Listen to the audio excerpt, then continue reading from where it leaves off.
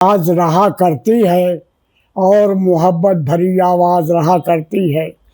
वे ताज न बनवा पाए तो क्या, उनके भी दिल में मुमताज रहा करती है। वाह वाह वाह वाह। ये जो कुछ भी है, ये सारी चीज़ें प्रकृति प्रदत्त हैं। वो भगवान उसके अंदर, आदमी के अंदर वो भरता है, वो बोलता है। और बोलने वाला भी भगवान है, सुनने वाला भी भगवान है। हर कोई भगवान स्वरूप ही है।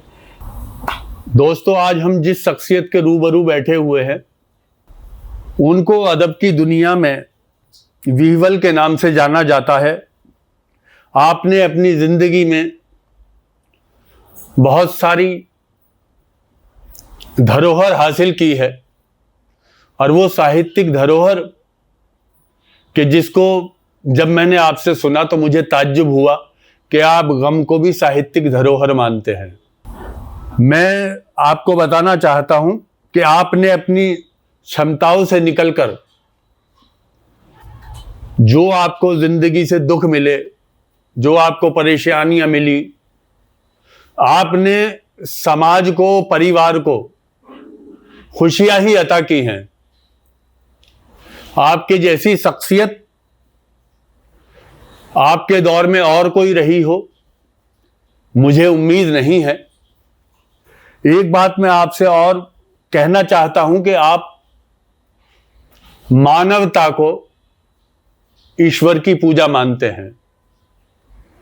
आपने लोगों की सेवा में अपने आप को इस तरह से खड़ा किया कि लोग आपको संत समझने लगे। आपकी जिंदगी में कुछ पल मुस्कुराहट के आए हैं, लेकिन आपने समाज और अपने दोस्तों को जब भी अपनी तरफ से कुछ दिया तो वो मुस्कुराहट और खुशियां थी। आज हम उस अजीम शख्सियत के रूबरू बैठे हुए हैं कि जिसके अलौकिक रूप ने एक ऐसे पैकर को जन्म दिया है। मैं खाकसार असलम जावेद, आप श्री गणेश प्रसाद श्रीवास्तव विह्वल सर, आपकी पैदाइश कहाँ हुई? मेरी पैदाइश वाराणसी में हुई है, और ये 4 जनवरी 1934 को। वाह सर, आपके पुरखे कहाँ के रहने वाले थे? हम वाराणसी के ही एक गांव के रहने वाले हैं, और हमारे पुरखे गांव में ही रहते थे। बाद में हमारे पिताजी और हमारे बाबा, ये दोनों लोग महाराज काशी नरेश के यहाँ नौकरी करते थे, और इन्हीं के माध्यम से हमारी पूरी एजुकेशन, हाई स्कूल हमने जौनपुर से पास किया, RSKD कॉलेज से, इंटर सनातन धर्म डिग्री कॉलेज से वाराणसी से किया। इसके बाद जो है पोस्ट ग्रेजुएशन के लिए, पोस्ट ग्रेजुएशन के लिए मैं कानपुर आया। वहाँ DAV कॉलेज से मैंने 1959 में BA और 1961 में MA पास किया। उसके बाद PhD के लिए मैं आगरा आया, इंस्टीट्यूट ऑफ सोशल साइंसेज से संबंधित रहा। लेकिन दुर्भाग्य था मेरा कि मैं अपनी PhD के लिए कामयाब नहीं हो पाया। इसके बाद सरकारी नौकरी लग गई, और चूँकि सरकारी नौकरी ब्लॉक लेवल पर थी, तो मुझे कुल टोटल 3 जिलों में पूरी सर्विस हमारी बीती। पहली पोस्टिंग हमारी जो है 1967 में, 30 जून 1967 को जेवर ब्लॉक, उस ज़माने में बुलंदशहर में था, वहाँ पहली पोस्टिंग हुई। 1 साल 2 महीने के बाद फिर मेरा ट्रांसफ़र हरदोई के लिए हो गया। और हरदोई के लिए हुआ नहीं, बल्कि कराया गया, इसलिए कि हमारी मदर इन लॉ लखनऊ में रहती थी, बीमार रहती थी, ताकि हम उनकी भी देखभाल कर सकें, उनकी भी सेवा कर सकें। इसके बाद जब मैं आगरा आया था, तो इंस्टीट्यूट ऑफ सोशल साइंसेज में PhD के लिए मेरा रजिस्ट्रेशन हुआ। लेकिन मैं पीएचडी नहीं कर पाया, बीच में हमको सरकारी नौकरी मिल गई, तो अब मैं सरकारी नौकरी पर चला गया। तो मैं पहली पोस्टिंग जेवर, दूसरी पोस्टिंग हरदोई ज़िले में बिलग्राम है, और बिलग्राम के बाद फिर मेरा ट्रांसफ़र हुआ बिजनौर में, कीरतपुर में। कीरतपुर से 1980 में फिर मैं ट्रांसफ़र हुआ हरदोई के लिए। उसमें 1 साल बिलग्राम रहा, 1 साल सांडी रहा, और बाकी 8 साल जो है कुथावा ब्लॉक है नीमसार के पास, वहाँ पोस्टिंग रही हमारी। उसके बाद 1992 में मेरा ट्रांसफ़र संडीला के लिए हो गया, और संडीला से मैं 31 जनवरी 1993 को सरकारी नौकरी से रिटायर हो गया। और तब से बेटे के साथ रहा, कुछ दिन अकेले भी रहा, ये लखनऊ आते जाते रहे। फिर बाद में सर्विस पीरियड में हमने लखनऊ में मकान बनवा लिया था इंदिरा नगर में। उसके बाद जिस साल मैं रिटायर हुआ 93 में, मैं जनवरी में रिटायर हुआ, और अप्रैल में 6 अप्रैल को हमारी श्रीमती जी का शरीर शांत हो गया। उनके न रहने के बाद हमें 2 साल बहुत परेशानी हुई। इसके बाद मैं सत्संग से जुड़ गया, तो उन सत्संग के बारे में लिखा, सभी कुछ छोड़कर तेरी शरण में आ गया हूँ, मुझे कुछ नहीं चाहिए, सभी कुछ पा गया हूँ। न कोई कामना इच्छा, न कोई वासना बाकी, रज़ा में राजी रहने का तरीका पा गया हूँ। वाह वाह वाह वाह। तेरा दर छोड़कर मुझको कहीं जाना नहीं है, वाह। सिवा तेरे मेरा अब कोई ठिकाना नहीं है। वाह। रखेगा जिस तरह रह लूँगा, तेरे सिवा मेरा कोई आशियाना नहीं है। वाह वाह वाह वाह वाह।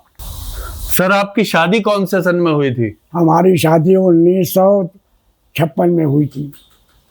सरकारी नौकरी से पहले? हाँ सर, अभी आपने बताया कि आपकी वो जो मदर इन लॉ थी वो लखनऊ रहती थी, तो क्या उस परिवार में और भी आपके साली और वो थे? हाँ, हमारे दो साले थे, अब तो वो दोनों नहीं हैं जी। एक सेंट्रल एक्साइज में जो ऑफिस क्लर्क थे, हेड क्लर्क थे, और दूसरे जो है ऑफिसर थे, क्लास 1 ऑफिसर थे। राजेंद्र प्रसाद श्रीवास्तव, ये उसमें आपके ट्रेजरी के डायरेक्टर से रिटायर हुए थे। अच्छा अच्छा। जवाहर भवन से। सर आप जो सरकारी नौकरी में आपने बताया रहे हैं, तो कौन से विभाग में सर आप रहे थे? मैं मेडिकल हेल्थ और परिवार कल्याण विभाग में था। मेरी पोस्ट थी स्वास्थ्य शिक्षा अधिकारी, और अच्छा। शुरू में ये एक्सटेंशन एजुकेटर के नाम से थी। जी जी जी। तब उस जमाने में ग्रुप 1 की पोस्ट थी। बाद में 1987 से हमारी पोस्ट क्लास 2 गस्टेड हो गई थी, और जब मैं रिटायर हुआ तो मैं उसका जो है लास्ट में मोमेंट पर सिवाय लोगों बच्चों का सर्टिफिकेट इशू करना, सब उनका कैरेक्टर सर्टिफिकेट बनाना, ये कर रहा था। सर आपको अपने पुरखों के नाम याद हैं?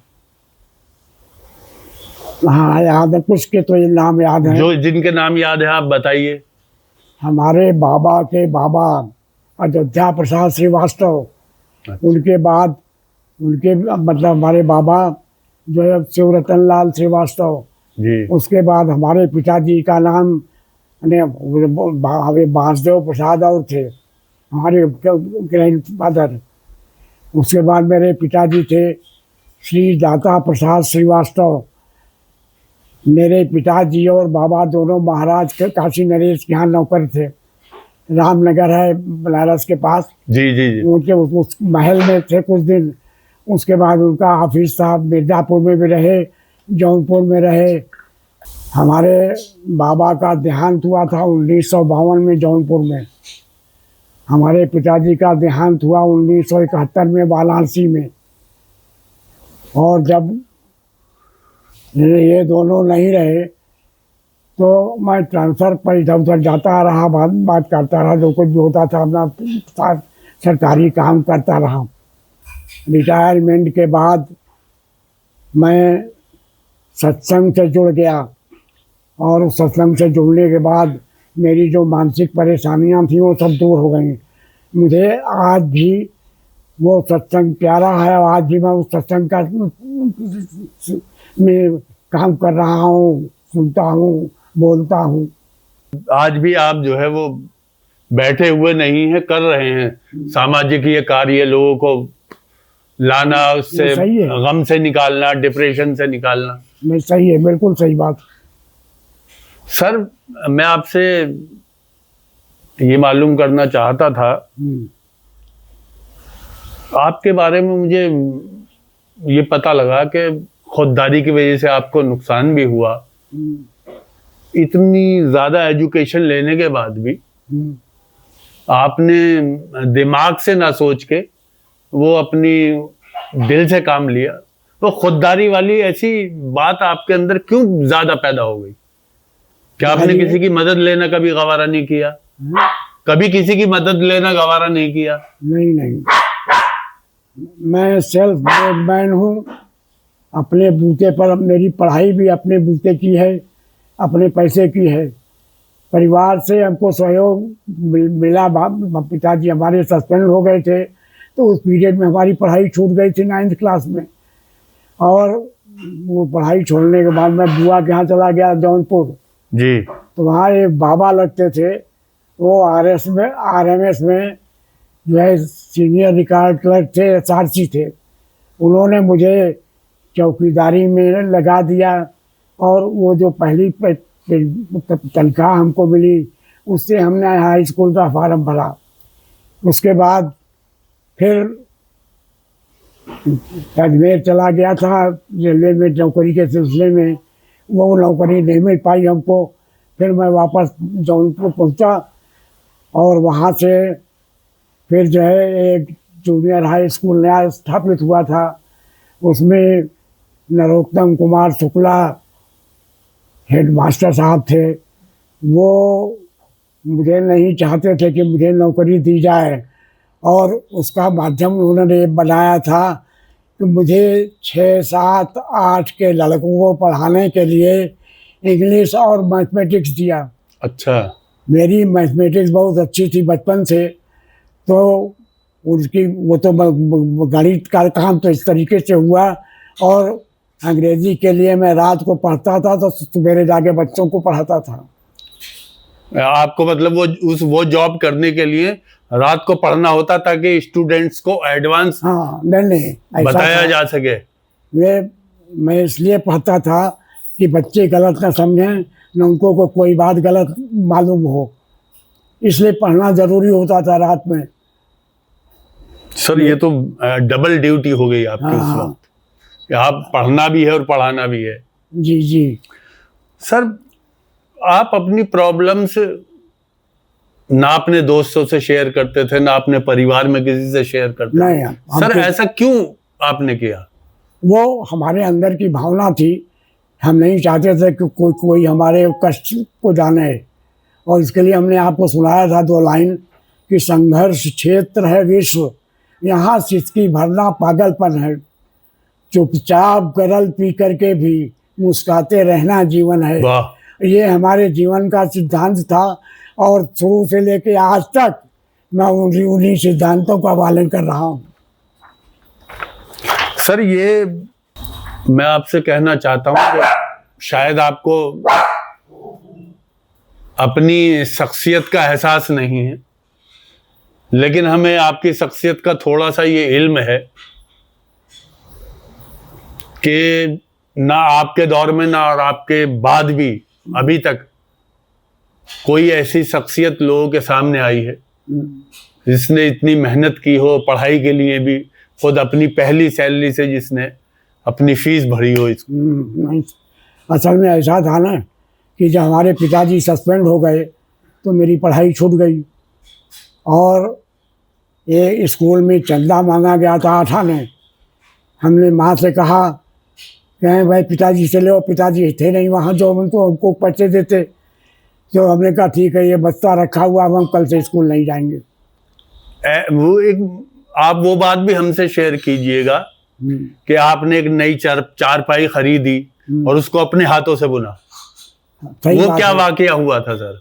ऐसा था कि हमारे गांव का बढ़ई हमारे घर से करीब 5 किलोमीटर दूर था।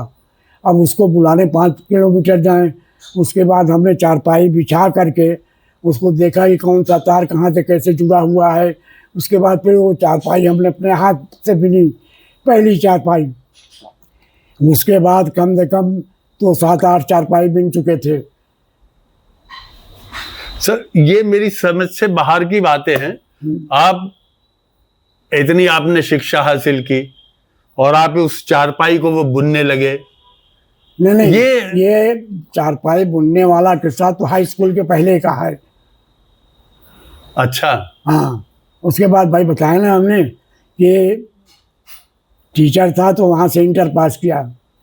उसके बाद हायर एजुकेशन के लिए पहले इलाहाबाद आया, लेकिन वहाँ हमको समस्या का समाधान हमारे नहीं हुआ।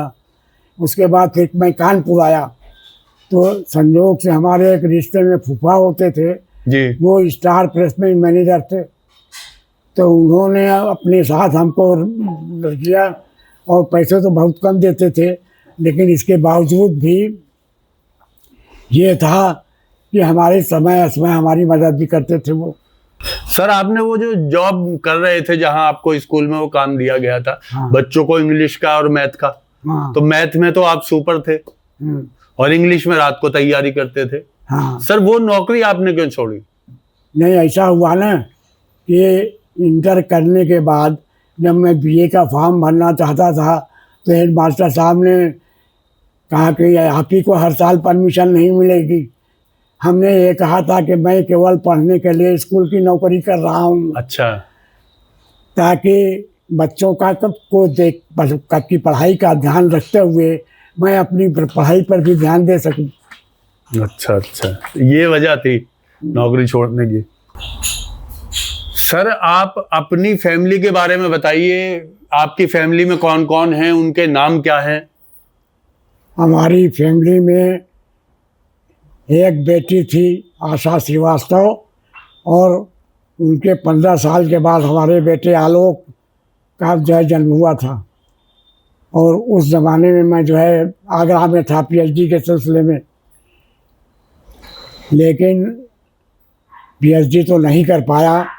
और उसमें जैसे गोपाल दास, नीरज, घनश्याम अस्थाना जी, ये लोग, हम लोगों की चठिया ऐसी थी पूरी।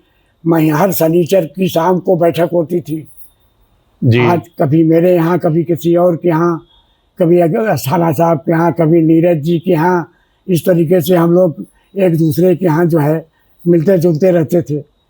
आपके 2 बच्चे, एक बेटी एक बेटा? एक बेटी एक बेटा। बेटी के 3 बेटे हैं, तीनों शादीशुदा हैं। बड़ा बेटा उसका नाम है नवीन श्रीवास्तव, और उसके 2 बेटे हैं जी। एक तो इंजीनियर हो गया अभी, दूसरा जो है बीसीए करने के बाद बम्बई से वापस आ गया है। दूसरा बेटा जो है बम्बई में पोस्टेड है। उसके एक बेटा और एक बेटी है। बेटी जो है ट्रेनिंग कर रही है धनबाद में, रेलवे में। और जो है बेटा जो है फर्स्ट ईयर में पढ़ रहा है। और सब सर आपके पोती पोतों में कौन कौन है? हमारे ये आलोक के 2 बेटियां हैं। एक बेटी का नाम अनुरक्ति श्रीवास्तव, उसने फैशन डिज़ाइनिंग में ग्रेजुएशन किया था बॉम्बे यूनिवर्सिटी से। उसके बाद फिर जो है अमेरिका चली गई थी, हालांकि इस वक्त तो यहाँ आई हुई है। दूसरी बेटी जो है अभिव्यक्ति श्रीवास्तव, वो जो है उसने पोस्ट ग्रेजुएशन किया सोका यूनिवर्सिटी से, सोनीपत से। वो इस वक्त जो है गोवा में अमेरिकन कंपनी में नौकरी कर रही है, छोटी वाली। सर आपके पुत्र में आपके कौन कौन से गुण हैं? हमारा सबसे बड़ा गुण तो ये रहा कि शुरू से आखिर तक वो थ्रू आउट फर्स्ट क्लास। अच्छा। और पढ़ाई में भी बहुत अच्छा था शुरू से। बेटी तो उतनी अच्छी नहीं थी पढ़ने में जी। लेकिन एक बेटा हमारा शुरू से बहुत तेज था पढ़ने में। ये प्राइमरी से लेकर के पोस्ट ग्रेजुएशन तक थ्रू आउट फर्स्ट क्लास है। पोस्ट ग्रेजुएशन में एक वो प्रोफेसर साहब थे, इसलिए इसने किसी कैरिकेचर में जो प्रोफेसर साहब का मतलब प्रोफेसर का नाम ले लिया जी। तो वो नाराज हुए थे, इसको 1 नंबर इंटीरियर में कम दिया ताकि इसका फर्स्ट क्लास ना आए।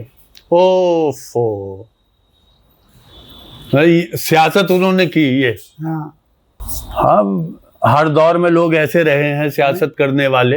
हाँ खैर उस सियासत को तो कुदरत ने भर दिया है। हाँ आज वो तो आलोक साहब खुद एक अलौकिक शख्सियत हो चुके हैं। सब बच्चों को पढ़ाने में आपको बहुत सारी परेशानियां आई।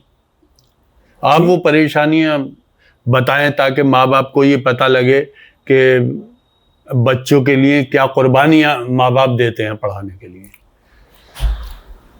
हमारा परिवार जो है, हमारे भाई 2 और थे जी। एक तो 45 साल की उम्र के हो गए, मिलिट्री में पहले चले गए थे।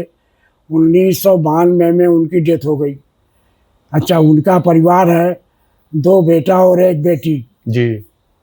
बड़े बेटे के 2 बेटियां हैं, उनके संजय नाम है, दूसरे बेटे का नाम अजय है, उसके 1 बेटी और 1 बेटा है। बच्चे परिवार वाले सब पढ़ा रहे हैं। और जो बिटिया थी हमारे भाई की, उसके 1 बेटा और 1 बेटी है। बेटी की तो शादी हो गई है, 1 बच्चा है। और बेटा जो है MA करने के बाद अपनी तैयारी कर रहा है कंपटीशन की। सर आपने 1993 में, अभी आपने अपनी बातचीत में बताया 1993 में आपने अपनी अर्धांगिनी को खो दिया। सर उनके साथ बिताए हुए वो सुखद पल हमसे साझा करें आप। ऐसा है कि जिस ज़माने में हमारी शादी हुई थी तो हम तो इंटर पास थे और हमारी श्रीमती जी इलाहाबाद यूनिवर्सिटी से ग्रेजुएशन कर रही थी। उसके बाद जो है उन्होंने एज ए टीचिंग का डिप्लोमा लिया और जो है छोटे बच्चों के स्कूल मॉन्टेसरी स्कूल में 20 साल तक प्रिंसिपल रही, कई जगह कानपुर रहीं, आगरा रहीं। और जो है लास्ट में जो है वो छोड़ दिया नौकरी। जब दूर जाना पड़ा तो हमने कहा नहीं, तुमको नौकरी करने की ज़रूरत नहीं, हमारी सरकारी नौकरी हो गई है, अब हमको फाइनेंशियल कोई परेशानी नहीं है। सर हमें वो बताएं कि किस बीमारी में उनका देहांत हुआ। ऐसा था कि बैठी बाथरूम के लिए, फिर खड़ी नहीं हो पाई तो मैंने उठा के उनको खड़ा किया। उसके बाद जैसे हमको आपने देखा होगा, हम जब वाकर लेके चल रहे हैं जी। वो तो खैर वाकर वगैरह कुछ नहीं, छड़ी कुछ दिन इस्तेमाल की, लेकिन उसके बाद वो उनका वो भी बंद हो गया, वो छड़ी घड़ी सब बंद कर दिया था।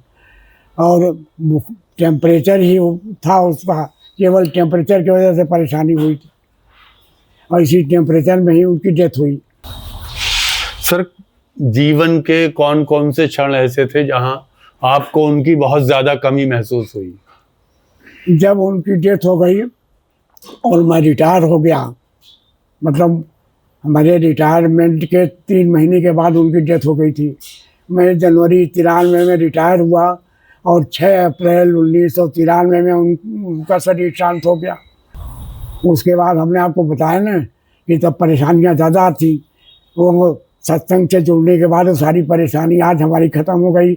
मुझे अब कोई परेशानी नहीं लगती, क्योंकि ये बात हमारे दिमाग में आ गई कि जो ईश्वर करता है उसकी मर्जी से सब कुछ होता है, हम कुछ नहीं कर सकते, उसमें कोई दखल नहीं दे सकते। जो ईश्वर की मर्जी होती है वही होता है। सर उनका पूरा नाम बताएं आप। किसका? अपनी अर्धांगिनी का। उनका नाम था शांति श्रीवास्तव।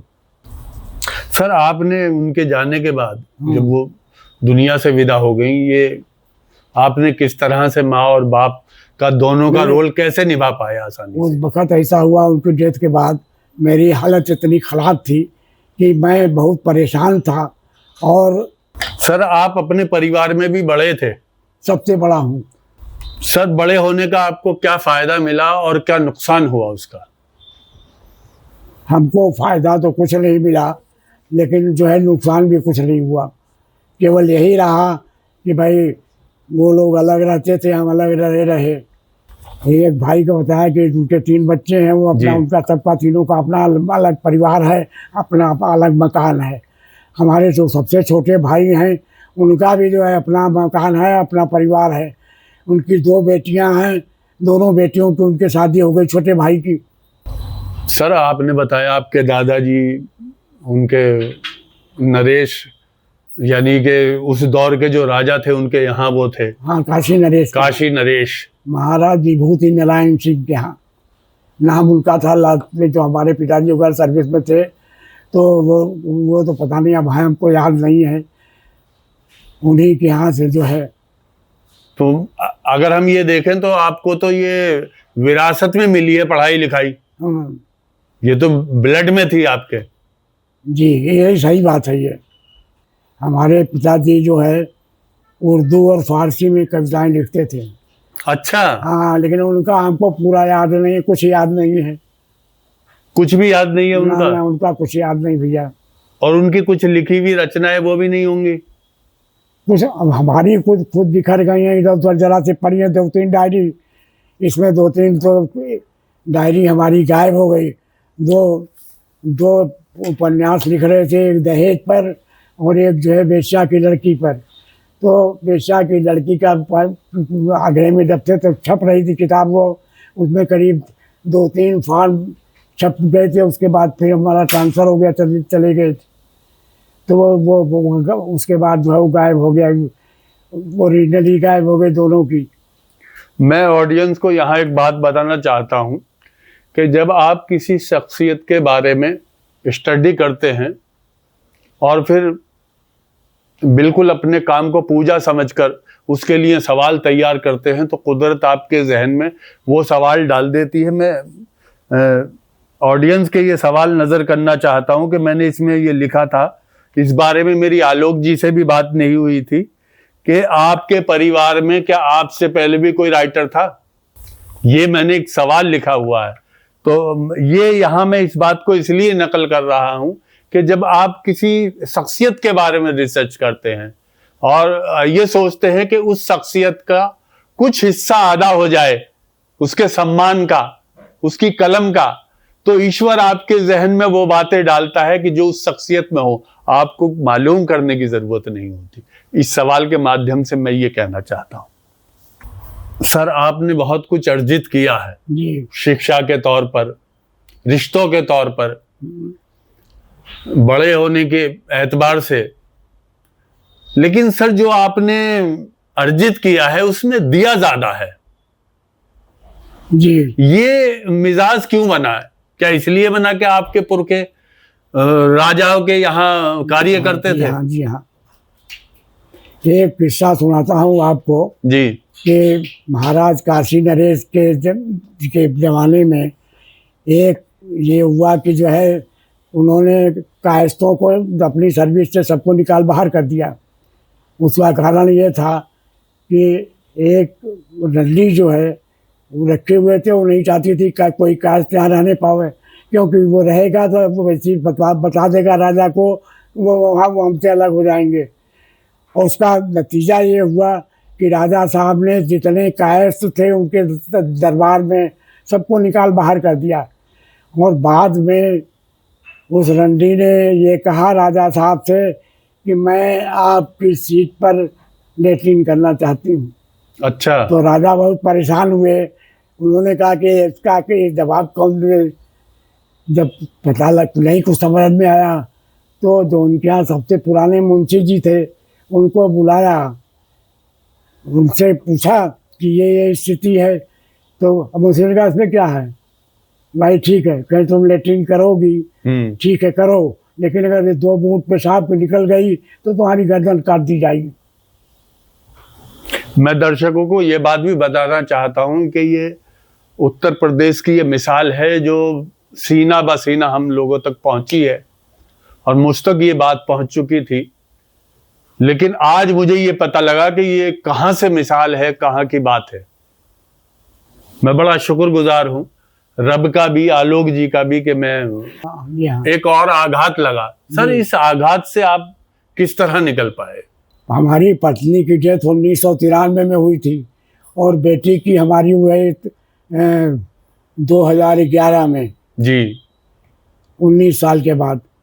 और पत्नी की डेथ 6 अप्रैल को हुई थी और बेटी की जो है 13 अप्रैल को। भाई हम 93 में रिटायर हुए, 93 में वाइफ मरी हमारी जी। बेटी हमारी 2011 में मरी, तो 11-19 साल के बाद उसकी डेथ हुई बेटी की।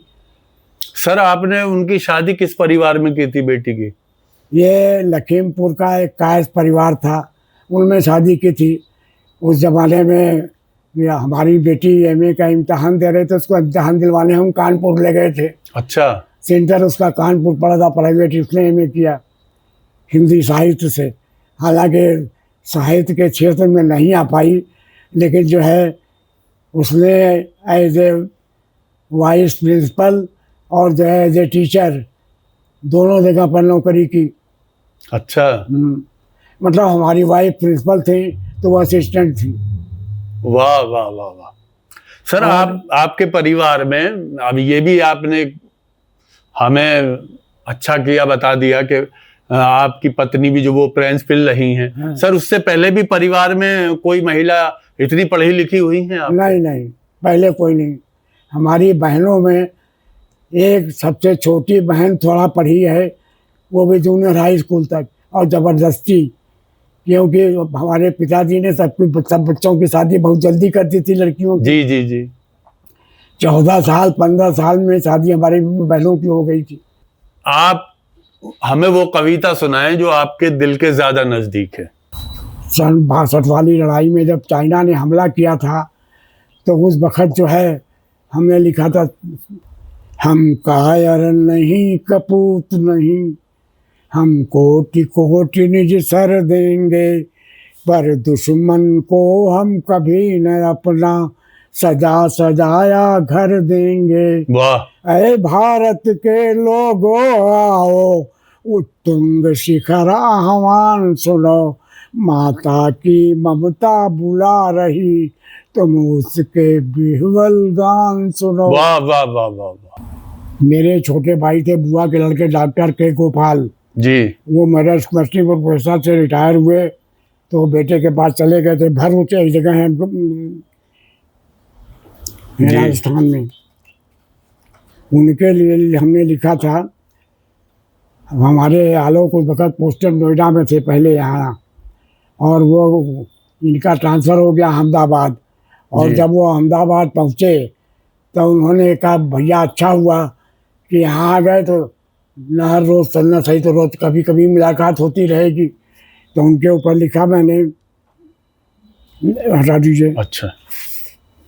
दिल में था ये गुमान, तमन्ना भी थी यही। अच्छा। दिल में था ये गुमान, तमन्ना भी थी यही, हर रोज़ न सही तो मिलेंगे कभी कभी। वाह। तुम रूठ कर चले गए तो ये मलाल है, अब हम न मिल सकेंगे जिंदगी में फिर कभी। वाह वाह वाह वाह वाह। हम दो शरीर तो थे मगर एक प्राण थे। एक है, हम दो शरीर तो थे मगर एक प्राण थे, गाढ़े समय में एक दूसरे के त्राण थे। वाह। अब शेष जिंदगी का सफर किस तरह कटे, हार में भी तुम मेरी जीत का प्रमाण थे। वाह वाह। दिन भी नहीं कटता है, रात भी नहीं कटती, आती तुम्हारी याद तो है आंख बरसती। वाह। कैसे भुलाऊं तुमको समझ में नहीं आता, सूरत तुम्हारी दिल के हृदय पटल से नहीं हटती। वाह।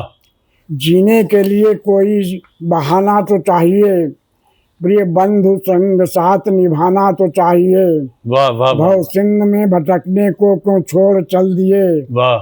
भूली जगर को आके बताना तो चाहिए।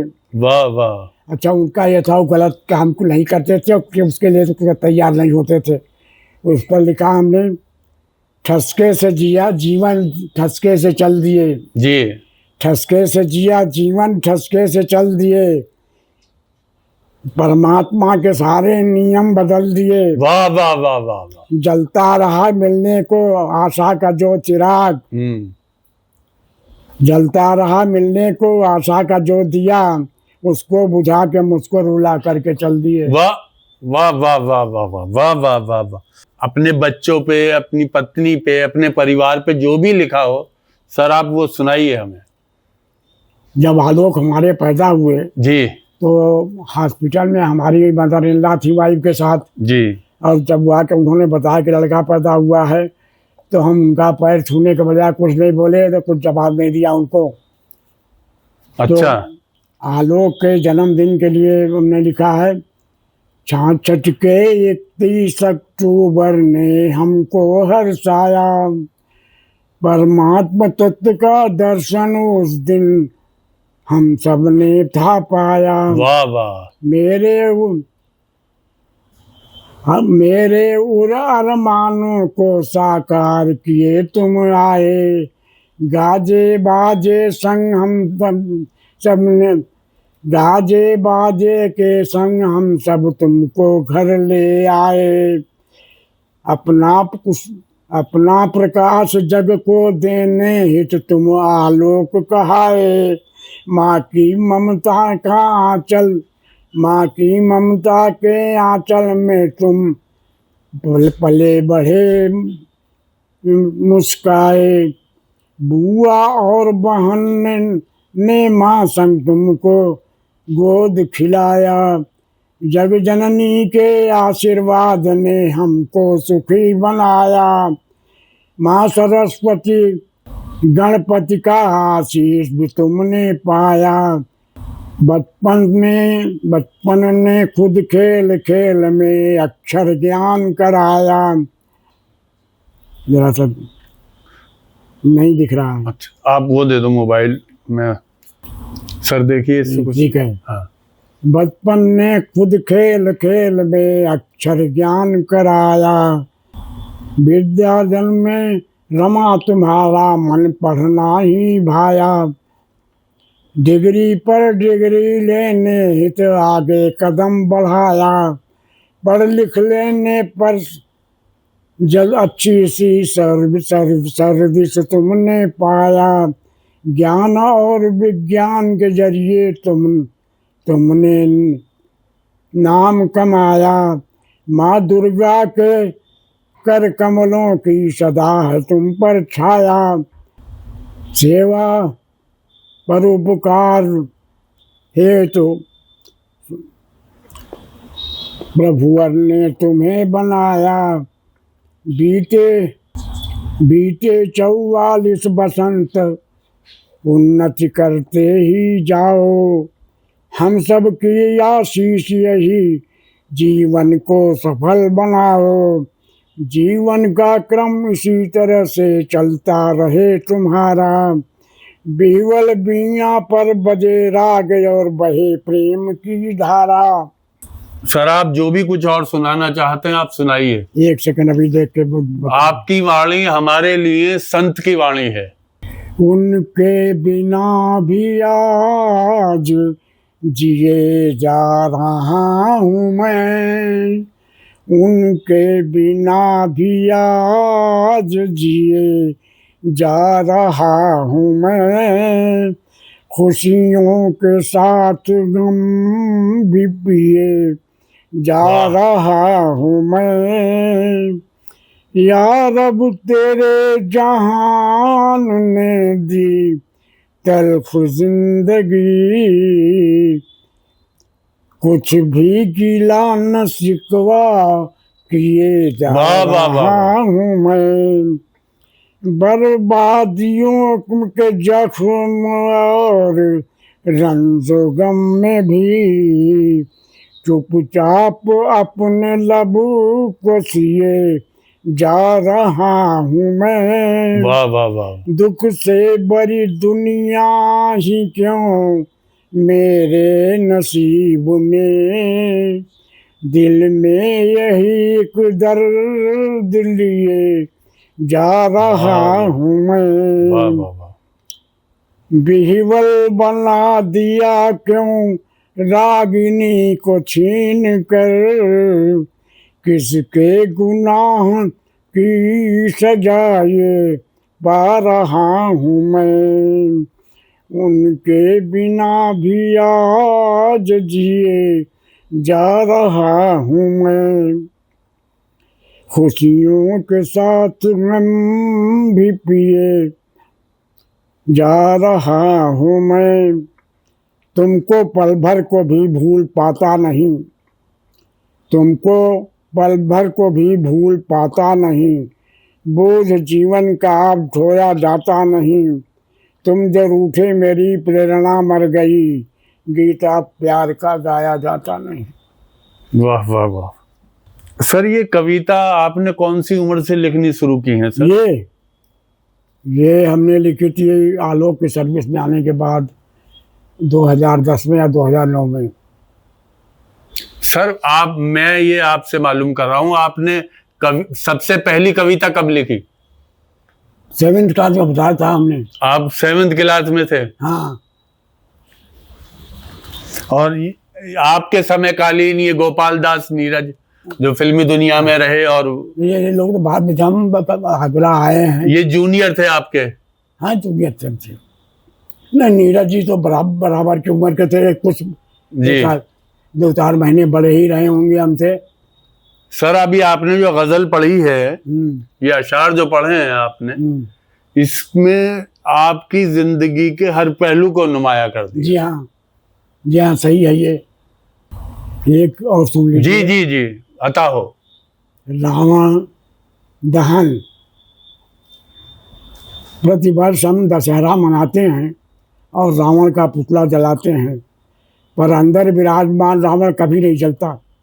द्वेष, दंभ, दुर्विचार, महंगाई, कालाबाजारी, गुंडई, दबंगई, भूखमरी, गरीबी और लाचारी, अत्याचार, बलात्कार और भ्रष्टाचार के रावण की अनदेखी करके विकास की माला जपते हैं। धर्म और सेकुलरिटी का नारा देकर अपनों को ठगते हैं। देश की दुर्दशा का रोने का नाटक करके अपना घर भरते हैं। ओछी राजनीति का दामन पकड़कर सत्ता से हटने पर नई पार्टियां बनाते हैं। यह सत्ता के लालच में अन्य पार्टियों में शामिल हो जाते हैं।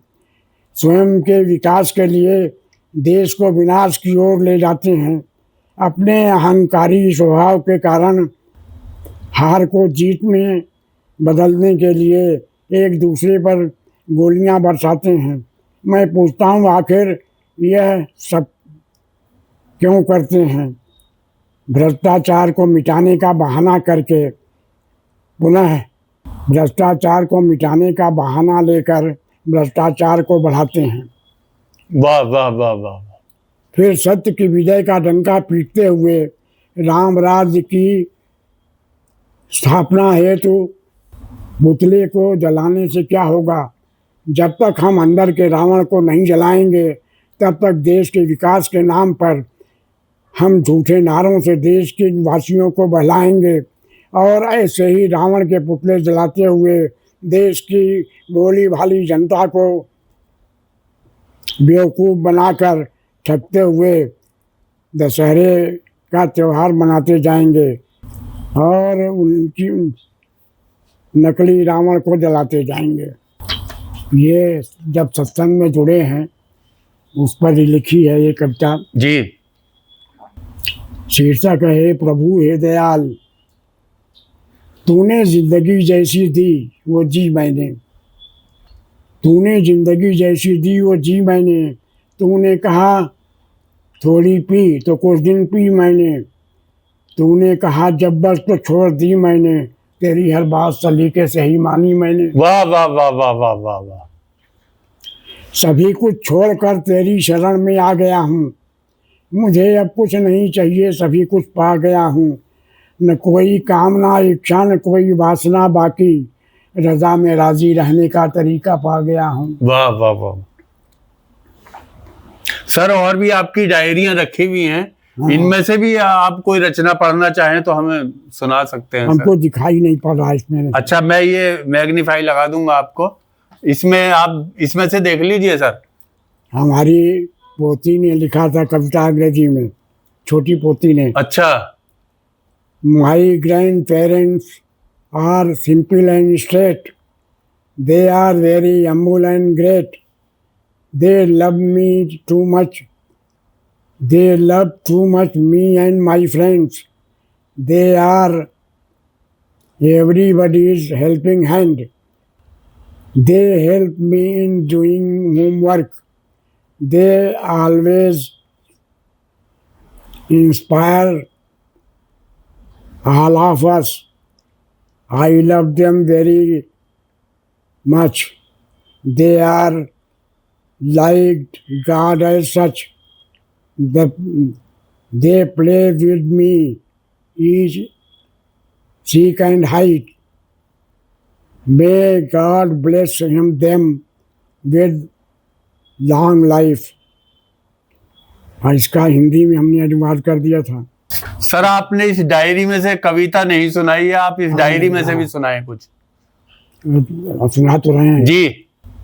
खोए से क्यों हो बोलो तुम, रणक्षेत्र तुम्हें ललकार रहा, दुश्मन की छाती फूल रही, शुभ अवसर तुम्हें पुकार रहा। वाह वाह वाह। जागो जागो अब जाग पड़ो, सोने का अवसर बीत चुका, रणभेरी भी हुंकार रही उठी, दुश्मन तिब्बत को जीत चुका, भारत के शुभ्र मुकुट पर अब आकर उसने डेरा डाला, तुम भी मिलकर यदि दिखला दो, बढ़ गया आज किससे पाला, गुरुद्रोही दगाबाज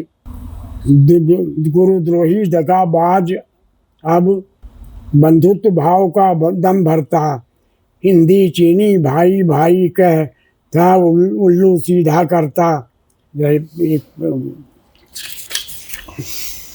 अब वही बन करके हिमगिरी का देख रहा सपना, तुम भी मिलकर यह बतला दो, गिरिराज सदा से है अपना, चुप हैं फिर भी वे सब मिलकर तैयारी में संलग्न हुए, तुम भी तैयार करो मन को, हाँ अभी सो रहे मस्त हुए, तुम लोगों को निज इज्जत की क्या थोड़ी भी परवाह नहीं, भारत माँ की या स्वतंत्रता की कुछ भी तुमको चाह नहीं। वाह। अब भी सोचो कुछ शुभ अवसर, कुछ अवसर है, हाथी सा तुम के घाड़ उठो, जब जाए जिसमें अरिका रहो, बनकर सिंह नरसिंह दहाड़ उठो, शुभ अवसर यही चमकने का, सूरज बनकर चमको तुम, सूरज बन चमचम चमको तुम, छोड़ो विलासिता का जीवन, कर्तव्य क्षेत्र में दमको तुम, अगर चूक गए अवसर करतल मल पछताना होगा, जिसमें तक भी जिसके भी सम्मुख जाओगे, नीचे सर ले जाना होगा, दो राह पराजय की जय की, चाहे जिसको स्वीकार करो, तुम लड़ मरो विजय के लिए, मृत्यु को सहर्ष अंगीकार करो, दुश्मन को बतला दो रहती मन में माँ के प्रति पीर सदा, बुरी नजर देखे उसके सिर पर चलती शमशीर तथा सदा। लड़ मरो विजय के लिए, ये दो राहें के लिए मृत्यु को सहर्ष अंगीकार। सर यहाँ से पढ़िए, ये है दो राह पराजय की जय की, चाहे जिसको स्वीकार करो, लड़ मरो विजय के लिए या मृत्यु को सहर्ष अंगीकार करो। वाह। दुश्मन के सिर को बतला दो, मन में माँ के प्रति पीर सदा, बुरी नजर देखे उसके, सिर पर चलती शमशीर सदा। वाह हम कायर नहीं कपूत नहीं, वाह हम कोटि कोटि निज सर देंगे। वाह और दुश्मन को हम कभी न अपना सजा सजाया घर देंगे। वाह वाह आए भारत के लोगों आओ, उत्तुंग शिखर आह्वान सुनो। वाह जननी की ममता बुला रही, तुम उसके बिहवल गान सुनो। वाह वाह वाह वाह वाह। आपने यहाँ अपने नाम का जो इस्तेमाल किया है विहिवल का, हाँ मैं ये समझता हूँ कि जैसे वेद में गणेश की पूजा है, हाँ, वैसे ही आपने यहाँ ये अपने वो नाम का यहाँ ऐसा है इस्तेमाल ना, किया। ये हमारे नाम का जो यहाँ प्रयोग है जी वो यह है कि हम अंदर से देश के लिए दुखी हैं, और हम चाहते हैं कि भाई तुम हम लोग मिल के सब लोग करें, कोई दिक्कत ना हो। सर, ये कविता जब आप 7वीं क्लास से कविता लिख रहे हैं, ये कविता का जो प्रेरणा आपको मिली, दुख से मिली या किसी खुशी से मिली? नहीं, दुख से मिली। मैंने बता नहीं था, संघर्ष क्षेत्र है विश्व यहाँ सिसकी भरना पागलपन है, चुपचाप करल पी करके भी मुस्काते रहना जीवन है। सर, कविता में आपको, कवियों में कहना ये चाहिए, कवियों में आपको कौन कवि ज्यादा पसंद था? हमको नीरज बहुत पसंद थे। वो तो दोस्त थे आपके? दोस्त भी थे, लेकिन उनकी कविताएं हमको जो है बहुत अच्छी लगती थी। अब हमको याद तो नहीं है, एक परिवार नियोजन पर लिखा था जी नीरज ने, छोटा हो कमरा और छोटा बिछौना तो ज्यादा मेहमान घर बुलाना एक गलती है। भाई जब छोटा परिवार रहेगा तो सुखी रहेंगे बच्चे, उनको पढ़ा लिखा सब कुछ कर देंगे, और जब बढ़ जाएगा परिवार तो अपने को ही संभालना मुश्किल हो जाएगा, तो बाकी का उनका क्या करेंगे। असल में एक मैगजीन निकली थी फैमिली प्लानिंग की तरफ से जी सन 68 या 69 में, तो उसमें केवल फैमिली प्लानिंग पर ही कविताएं लिखी थी। उसमें एक लिखा था, दूध नहाओ पूतों फल, मुझसे भी 10 कदम निकल, मैंने केवल 7 जने, तेरे 13 हूँ अपने। असल में भैया शुरू में हमको बहुत याद रहता था। सर, आपको अब भी याद है? हम ईश्वर से यही कामना करते कि ईश्वर आपको दीर्घायु बनाए स्वास्थ्य के साथ में। अब हम लिख नहीं पाते हैं ढंग से, हाथ नहीं चलता। सर, इतना लिखा है, इसको ये हम जो है वो आगे ले आए तो वो भी हमारे लिए एक पॉइंट होगा। सर, लोग करेंगे जो कुछ करना है, हमारे बस का नहीं है वो। सर आपने जर्नलिज्म भी तो की है? क्या चीज? अखबार के लिए लिखना? पालीवाल जी का, श्रीकृष्ण पालीवाल का अखबार था सैनिक, आगरा से निकलता था जी। और अमर उजाला जो है जोरीलाल का था, वो भी घटिया आजम खां निकलता था। तो हमारा आना जाना, जो मेरा रास्ता था, मैं न्यू आगरे में रहता था और वहाँ से जो है साइकिल से जाता था रास्ते से होता हुआ जी। और उस पीरियड में दुर्गा प्रिंटिंग वर्क्स में एक जगह बैठ करके प्रेस का काम करता था जी। और उस जमाने में ये था हमारा कि रोज़ कुछ न कुछ लिख जाता था, चाहे कविता लिख दें, कहानी लिख दें, लेख लिख दें। अब कहते रहे थे इसमें डायरी में हमने जी नागार्जुन का उपन्यास छपा था, समीक्षा नहीं, और उसके नाम पता नहीं क्या है, नहीं ध्यान है, उसकी हमने जो समीक्षा लिखी। अच्छा। मतलब उस वक्त जो है पत्रकारिता में थे तो चाहे जहाँ जैसे कुछ जो मिल जाता था अपना कर लेते थे। नागार्जुन की जो वो थी कविता, हाँ, उनकी जो, तो उस पे आपने समीक्षा लिखी है? हाँ सर। और वो समीक्षा उसकी एक कविता की नहीं थी, उपन्यास का था। अच्छा सर, आपने भी तो उपन्यास लिखा था? हमने बताया ना, 2 उपन्यास हमने लिखा था। एक का 3-4 साल छप गया था और बेश्या की लड़की का उनके नाम से, और जो है दूसरा दहेज पर लिखा था। तो वो दोनों उपन्यास ओरिजिनली गायब हो गए। एक्चुअली गड़बड़ी क्या हुई कि जैसे हमारी डायरी का पन्ना खाली है जी तो हमारी वाइफ ने उस पर हिसाब लिख दिया। जी। तो भाई इनकी शादी हुई तो वो कहें बेकार है, इसको फेंको। इस चक्कर में था 2-3 डायरी हमारी चली गई, 2 उपन्यास की और 1 कविताओं की। मतलब वो लोगों के सामने नहीं आ पाए, उपन्यास वो मौजूद थे, वो घर को सफाई करने में वो चले गए दोनों। सर कहानियां भी तो आपने और भी तो बहुत सारी कहानियां लिखी हैं। कहानियां भी लिखी थी। आपकी जो अखबार में आती थी उसमें से कोई ऐसी कहानी आपको जो याद हो? याद तो हमको नहीं है, लेकिन देखिए इसमें है, हमने इसका स्वर्ग का कोना। हाँ, मतलब हम कुछ अब ऐसी बातें होती हैं जो बीवी को नहीं कहना चाहिए और वो हम कह देते हैं, और कह देने के बाद उस पर पछतावा होता है बाद में। समझे, पछतावा बाद में होता है कि अरे हमने क्या कर दिया, नहीं कहना चाहिए था। तो इसका शीर्षक हमने रखा था स्वर्ग धरती पर उतर आएगा, और ये सरिता में छपी थी। ये सरिता या मुक्ता में किसमें? सर आपने एक ऐसी बात समाज को बताई है हाँ, कि जिसको शायद अमल में लाने के लिए देवताओं ने भी बड़ी मेहनत की है, कि हम कभी कभी अपनी पत्नी को ऐसे शब्द बोल देते हैं कि रियलाइज होता है कि हमने ये बात नहीं बोलनी चाहिए थी। ये बाद में रियलाइज हुआ ना। सर देवताओं के अलावा तो और किसी को रियलाइज नहीं होती है ये चीजें। ये चीजें तो देवताओं की धरोहर है, आम इंसान तो ये नहीं कर सकता है। नहीं, सही बात।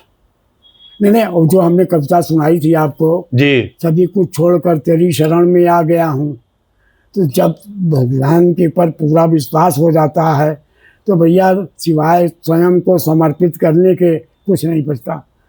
और वो इतना सबसे बड़ा कारण होता है कि जो आदमी को सुकून देता है और आसपास के माहौल को भी दुरुस्त रखता है। सर आपने कॉलेज में पढ़ाई की, आपके दौर में लड़कियां भी कॉलेज में पढ़ती थी। हाँ, हमने बिल्कुल। हमें याद आता है कि हमने आपकी जवानी का भी कुछ फोटो देखा है। ये कविता उस पीरियड की थी, याद नहीं आ रही है, ये आ जाएगी तो हम सुना देंगे जी।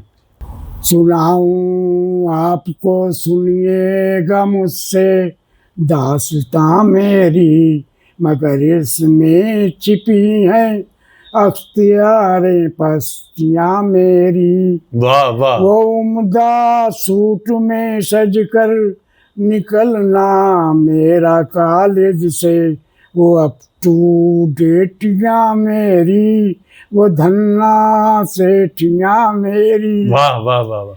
निकल कर दौर कॉलेज के, पड़ा हूँ फिक्र सर्विस के, लेकिन पैसों की किल्लत ने उड़ा दी धज्जियां में। वाह वाह वाह वाह वाह। इधर बच्चों की फरमाइश कि पापा बूट पहनेंगे, उधर बीबी का कहना है फटी हैं जूतियां मेरी। वाह वाह वाह वाह वाह। सर आपने सामाजिक चीजों पर भी ये आपकी रचनाएं हैं। मैं बताऊं आपको कि हमारा पूरा टाइम अगर सरकारी नौकरी में ना आए होते जी तो सिवाय समाज सेवा में चला जाता। मैंने अभी एक मेरे जानने वाले हैं, उन्होंने एक बात कही थी कि स्त्री अगर अपने पति को न रोके और उसके पास, पुरुष के पास जितनी भी दौलत है वो उसको सब समाज में खर्च कर देगा, समाज की भलाई के लिए।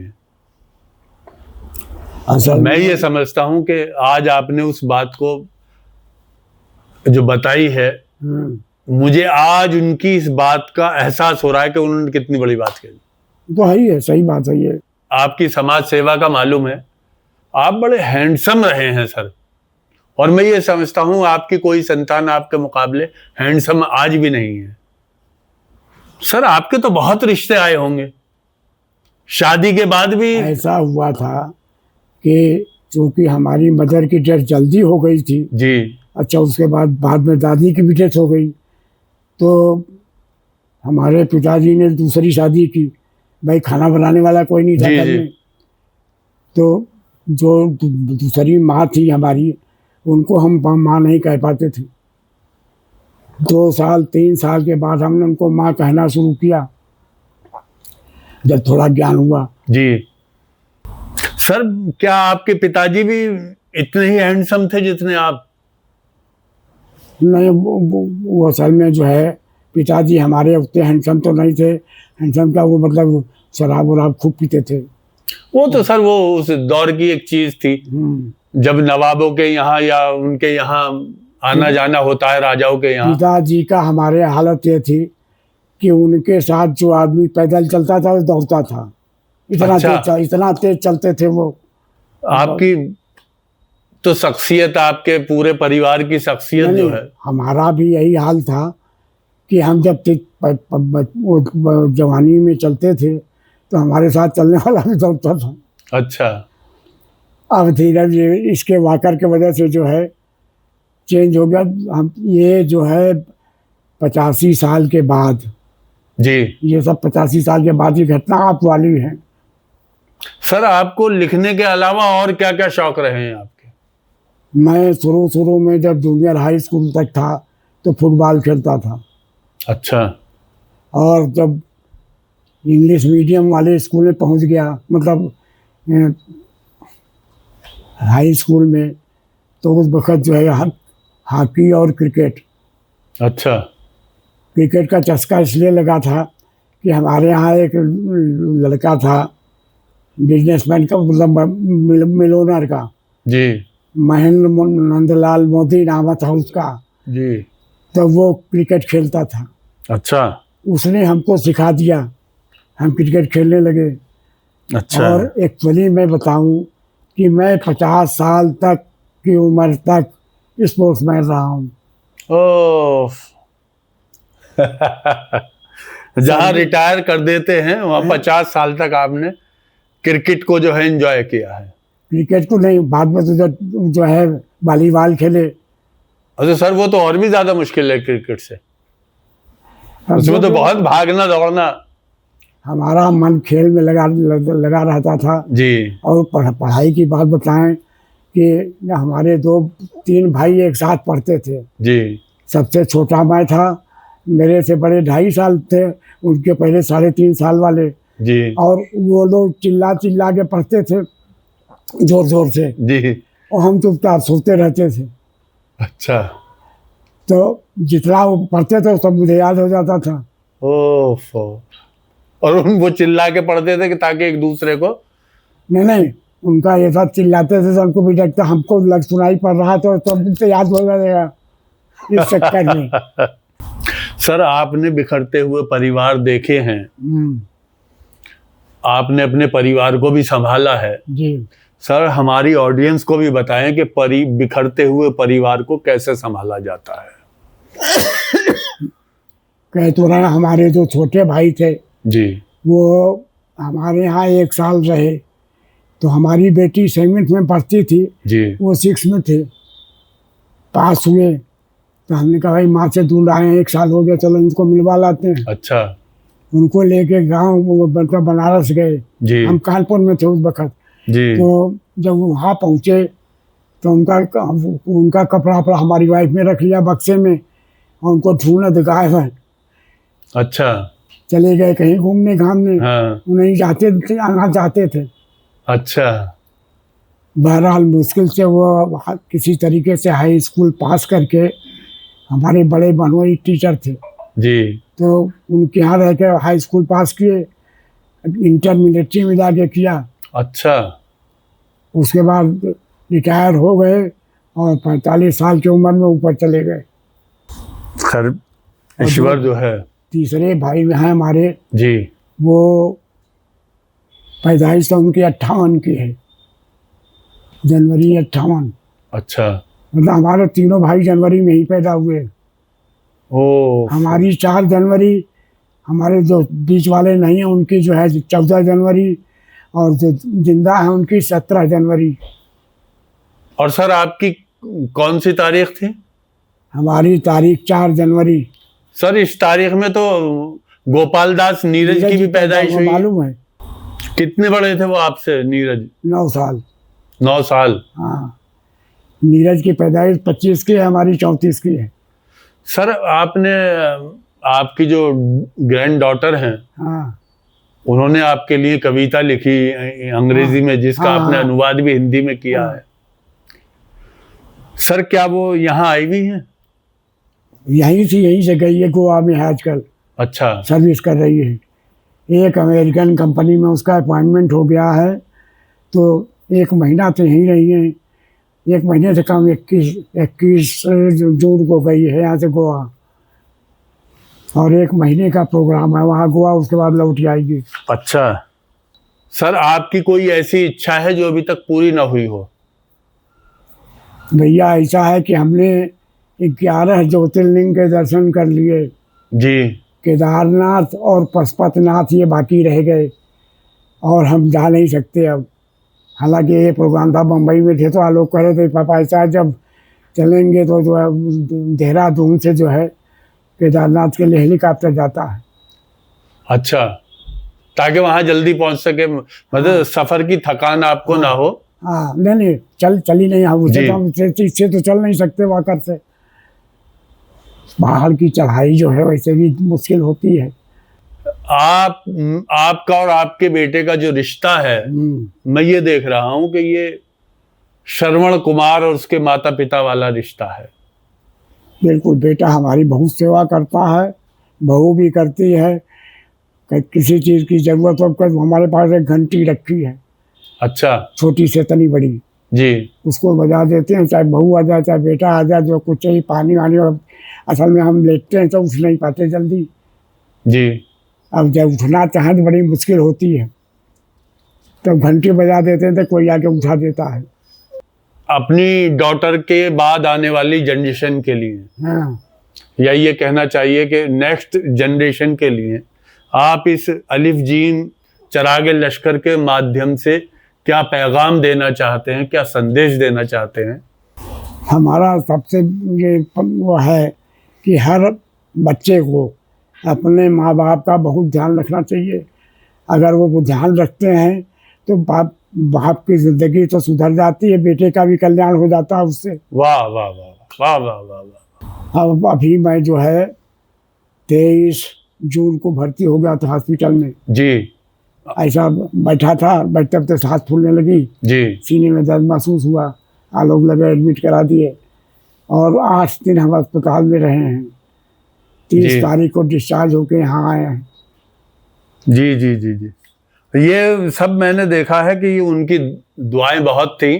बहुत। और मैं ये भी बात बताना चाहता हूँ दर्शकों को कि जब संतान माता पिता के लिए दुआ करती है तो ईश्वर उस दुआ को सुनता है।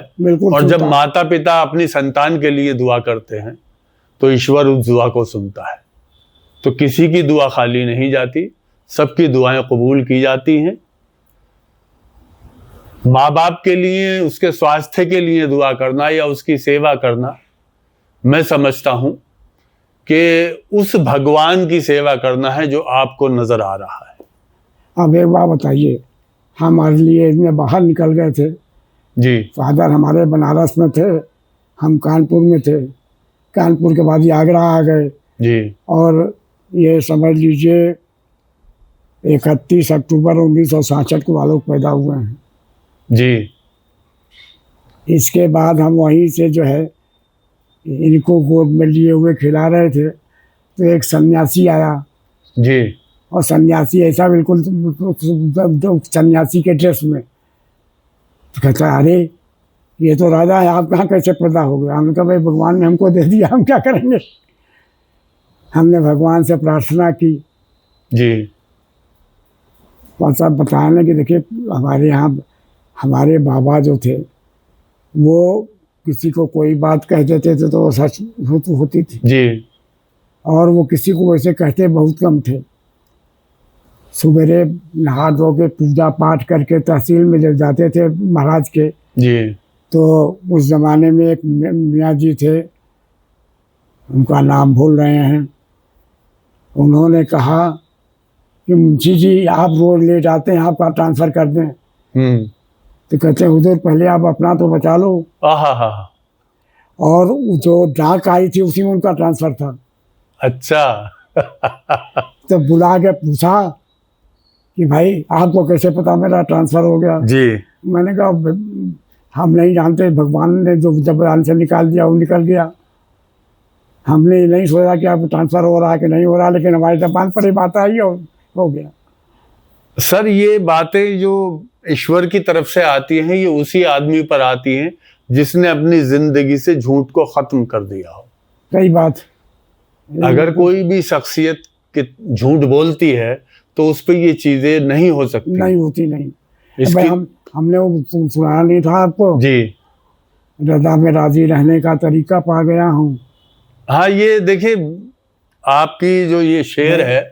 अब इतना ध्यान हमारा जो है, हम रात को सोते हैं तो भगवान से प्रार्थना करके सोते हैं कि हे प्रभु आपने सारे दिन मेरी पूरी संभाल की है, आपका लाख लाख शुक्र है। वाह। मैं आपकी गोद में सो रहा हूँ। वाह वाह वाह वाह वाह। और जो देवी देवता हमारे कमरे मंदिर में हैं उनको हाथ जोड़ लेते हैं, सो जाते हैं, सवेरे टाइम से उठ जाते हैं। अब तो जब तबीयत गड़बड़ हुई है तब से कुछ भारीपन मालूम होने लगा है, नहीं वरना ठीक ठाक चल रहा था मामला हमारा। अब हमको जो परेशानी हुई, एक हुई थी 14 जनवरी को। जी। लेटे थे, प्यास लगी थी, उठ नहीं पा रहे थे, बगल में हमारी समधिन भी लेटी थी, लेकिन वो हमसे पानी नहीं मांग सके। जी। फिर आलोक को बुलाया, किसी तरीके से इन्होंने बैठा के पानी पिलाया। जी। अच्छा, मुद्दा क्या था कि हमको अभी अब चक्कर आने लगता, घूमने लग रहा। जी जी जी जी। और यही लास्ट में हुआ अभी 23 जून को, एकदम से चक्कर आया, बेहोश हो गए। हम तो इतना ही कहेंगे सर के आपकी जरूरत जो है ना समाज को अब भी इतनी है जितनी 50 साल पहले थी। लेकिन अब तो आप कुछ कर नहीं सकते।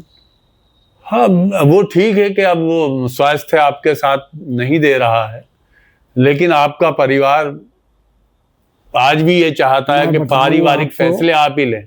मेरे बाबा, मेरे पिताजी, मैं और मेरा बेटा आज तक गलत पैसा कभी किसी की नहीं ली। चार को तो हम जानते हैं। अच्छा, इनकी आप पूरी गारंटी है? हाँ, कभी 2 पैसे का वो नहीं किया। सर खैर आपकी तो पूरी फैमिली, मैं ये कहूँगा कि सही बात, संत वाले विचार रहे हैं और उन पे अमल भी किया है आपकी फैमिली ने सच को जिया है। और आज भी आप लोग, आपकी नई नस्ल भी, कहना चाहिए पोतियां भी इसी बात पर अमल करती हैं। हाँ साहब, वो सुबह एक लड़का आता है जी, वो नहलाता धुलाता है, कपड़े पहनाता है, एक ट्राली है उसी पर बैठा करके पार्क में टहला लाता है।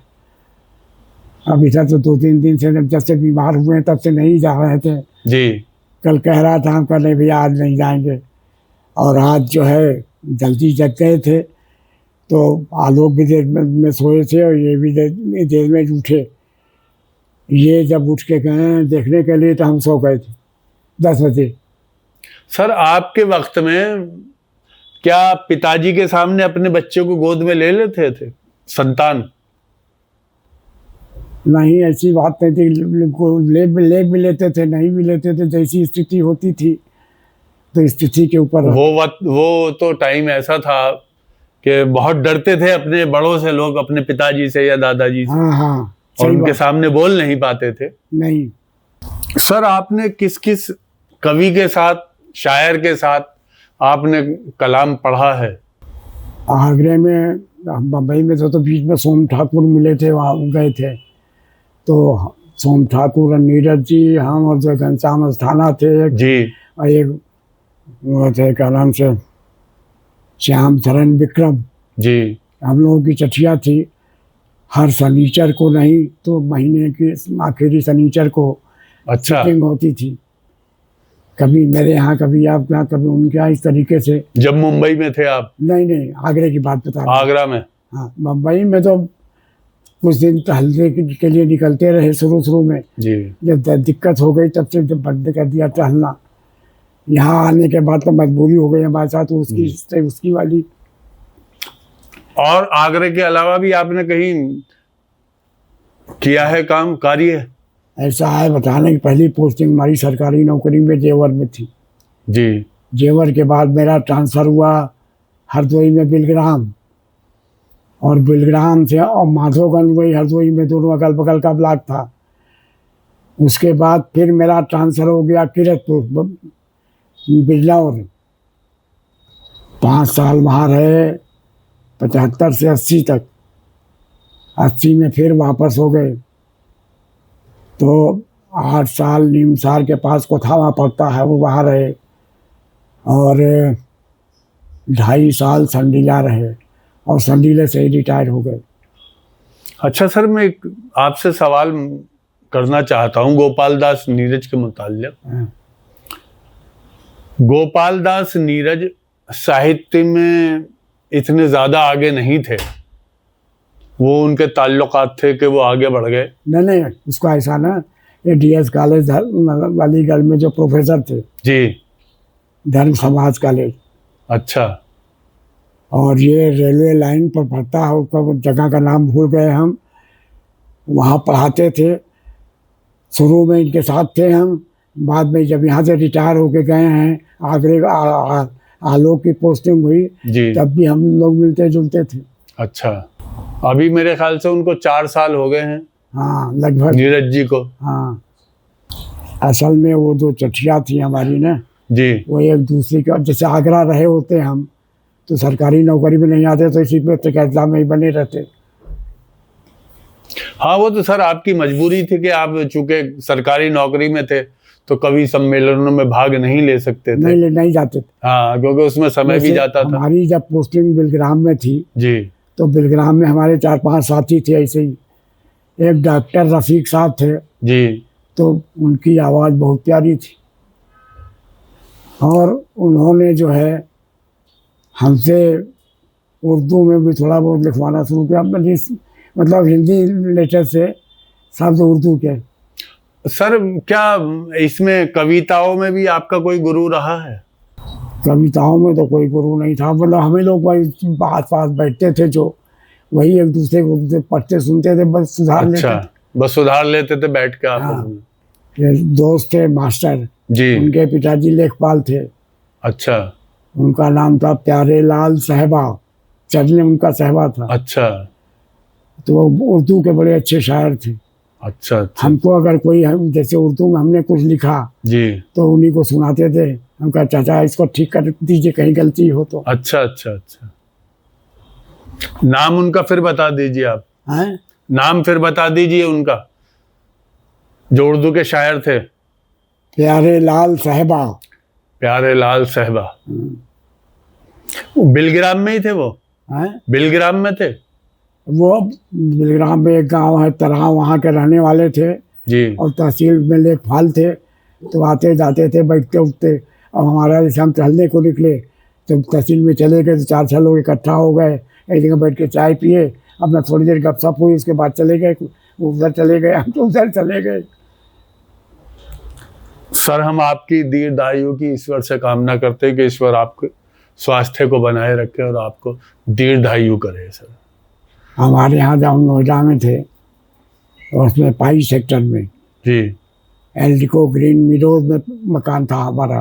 जी तो उस वक़्त एक ओमकार नाथ सारस्वत थे, जी, वो इलाहाबाद के रहने वाले थे। AA में 42 और 44 में उन्होंने एक में इंग्लिश में किया था, कब आगे पीछे किया था, और हिंदी में।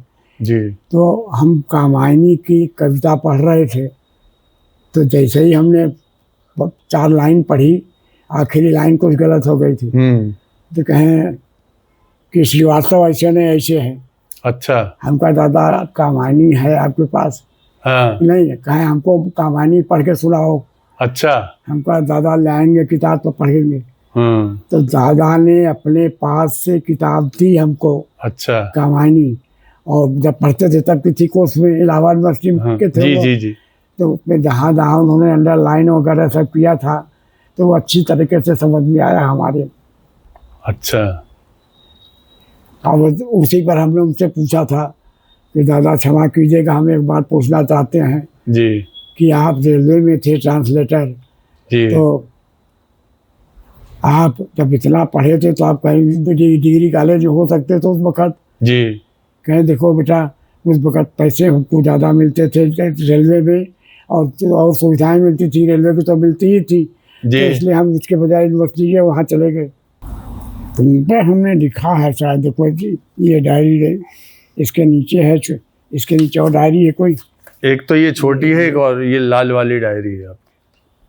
वो जो है फुटकर कविताएं वैसी लिखी हैं जी जैसे घोटाला, या जो है कबाड़। जी। ये देखिए सुनाते हैं आपको, शीर्षक है कबाड़। जी। था कभी इंसान एक प्यारा और दुलारा, किसी की आँख का तारा, किसी को प्राणों से प्यारा, वाह अब कबाड़ हो गया हूँ। वाह एक कोने में पड़े रहना ही जीवन है, वाह। यद्यपि जीवन यापन के उपलब्ध सभी साधन हैं, नए जमाने की यही एक सच्चाई है, वाह ये बात अब समझ में आई है। वाह वाह वाह वाह वाह। लेकिन यह सच्चाई सभी को झेलना है, आज नहीं तो कल, कल नहीं तो परसों, हो सकता है इसमें कभी बीत जाए बरसों।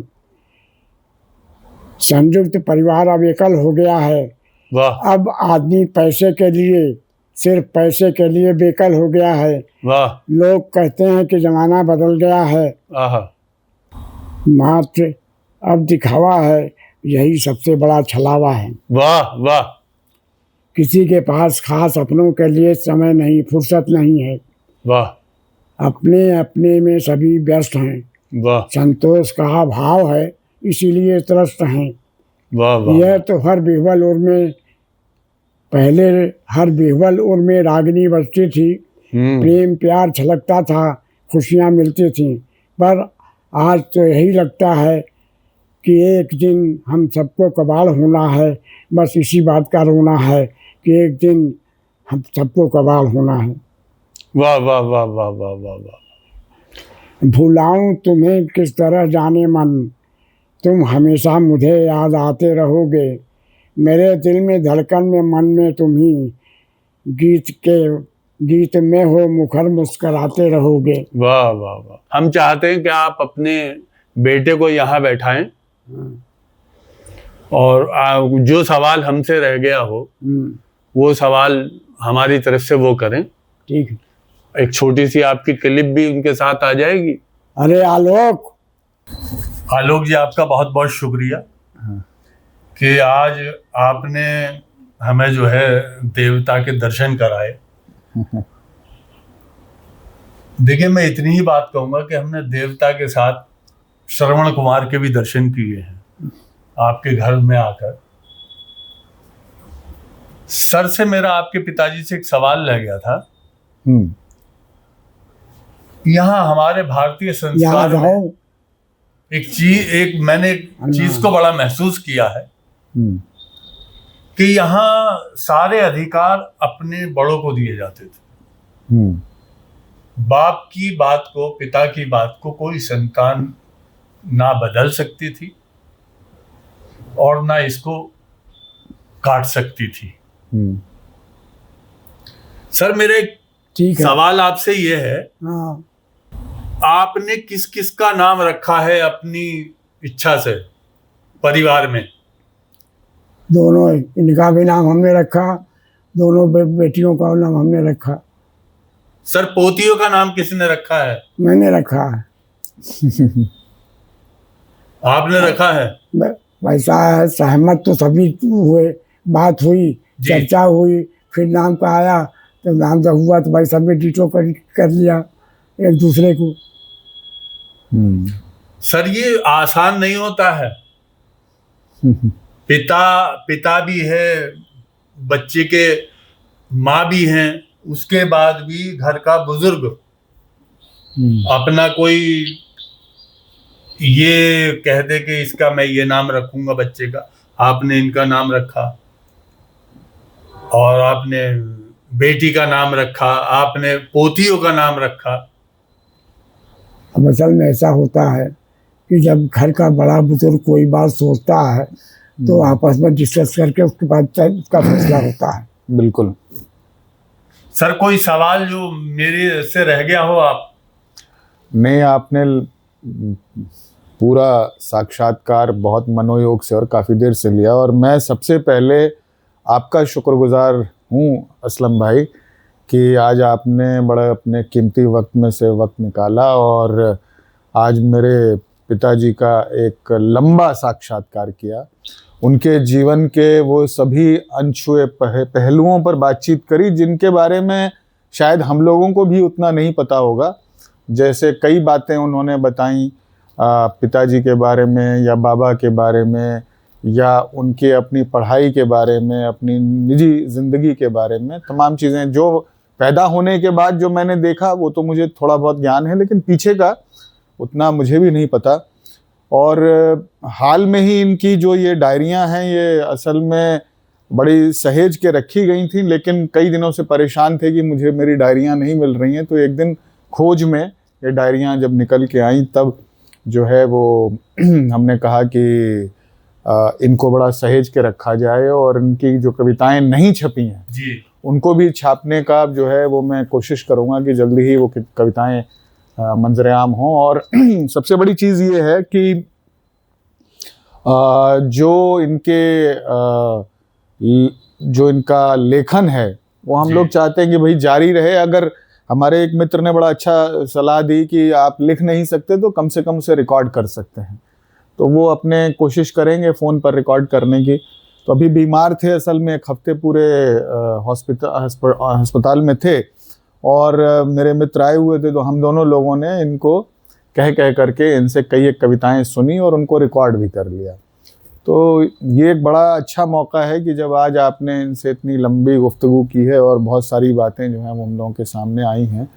ऐसे तो कोई सवाल बचे नहीं हैं जो कि पूछने वाले हैं, बल्कि मैं ये कहूँगा क्योंकि कविताएं इन्होंने बहुत सारी लिखी और कई एक रचनाएं ऐसी जो कि शायद अभी पढ़ी नहीं हैं, तो अगर आप इजाज़त देंगे तो मैं उन्हें पढ़ देता हूँ। आपको ये हक है कि आप पढ़ें। जी, तो बस उनकी कुछ रचनाएं मैं लेकर के, ये डायरी जो है बहुत पुरानी है, इसमें सन 62-63 से लेकर के और 67 तक की जो हैं कविताएं इसके अंदर में हैं।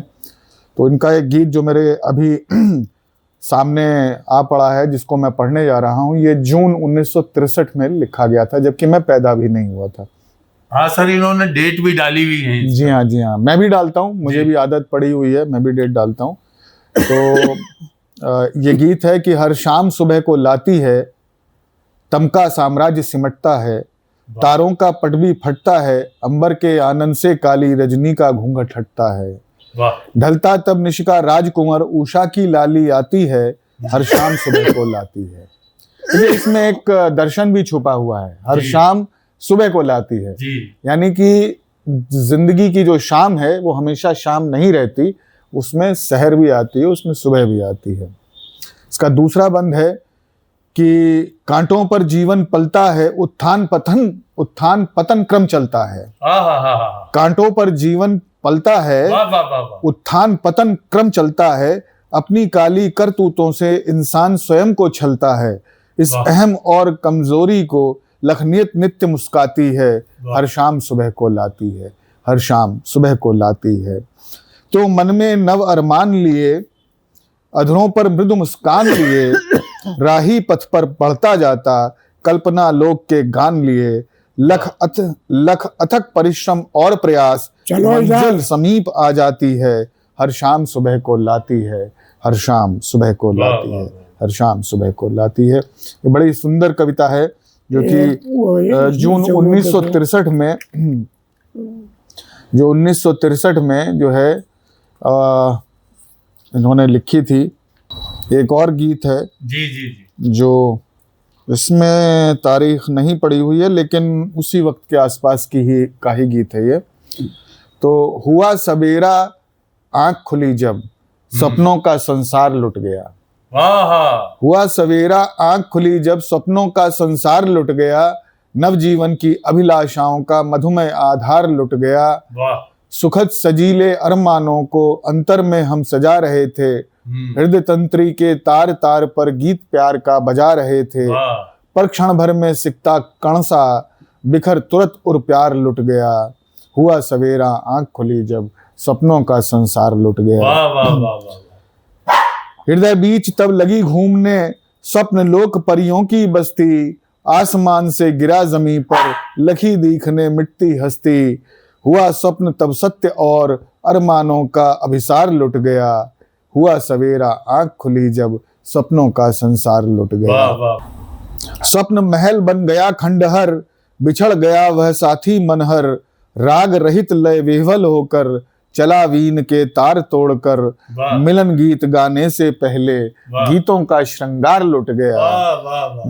मिलन गीत गाने से पहले गीतों का श्रृंगार लुट गया।